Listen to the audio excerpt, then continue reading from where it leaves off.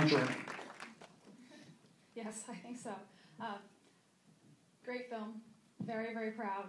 I'm in a lucky spot to get to both work with all sorts of brilliant people in the industry and also a really incredible film crew on 2 films now. And there is a ton of work left to do for many of us, but I don't think I'd be alone in saying that this milestone is a long time coming and we deserve to celebrate it.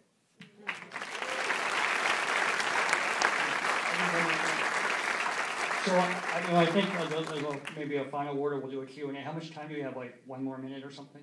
A few? All right, I'll just, then maybe you want to do Q&A, you want to line up at the front here, or just raise hands? Okay. Yeah. How hard was it to get access to everybody? It was hard.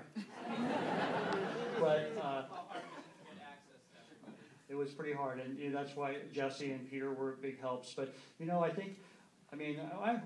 Bob, how hard was it to get access? What was the discussion about, should we let these guys in again?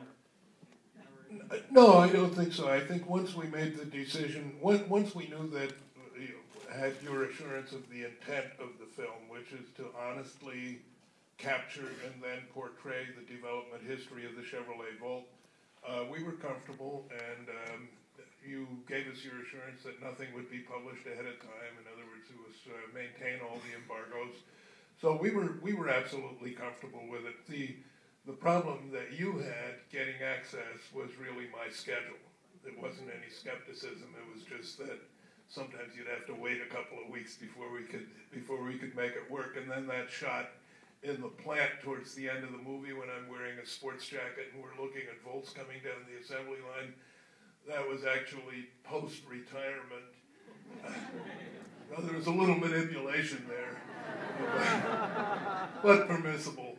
So I had to kind of pretend I was still at work, and that was also due to a scheduling thing. Well, that was it. That was pretty much the principal bargain. Was we started filming in 2008, and the deal was no footage would be released until today. I mean, this is 2011, so that was it. Elon, was there any discussion? I know we got a lot of pushback as you guys are going into.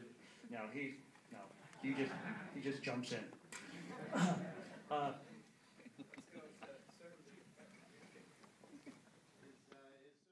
It's the only car that really allows clean energy to work in it. You can never do that with a gas car, and the Sierra Club has really led that transition. And I think almost all major environmental groups understand the electric cars it's a real plus, and bicycles. So, did I answer the question?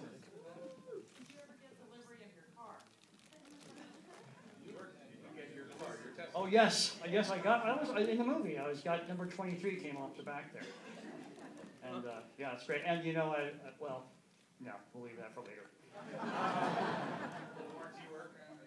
No, the car's been great.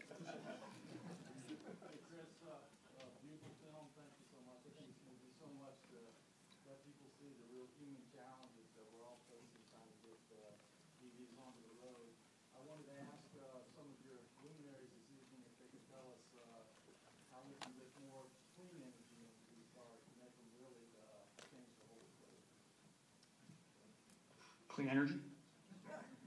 I've actually got another company called Solar City. Glad you asked that question. Solar City provides solar power to homes and businesses, and I think that's probably the best way to address the energy problem. I mean, the full solution is manifold. I mean, it's as I mentioned, good hydro. There's geothermal. It's some of these things you saw featured in the movie, but I think long term the biggest single source of new power will be solar. It'll be a combination of photovoltaic and solar thermal, like you saw that Bright Source plant in the Negev desert. So I'm really optimistic that we'll solve the sustainable energy problem, and personally my bet would be solar, and is solar. The truth is, windmills get hyped a lot and they're getting a lot of attention. The fact is they're very expensive. They don't operate at certain times. They do very poorly in the snow. So wind farms, I think, are slightly problematic as a solution to sustainable energy.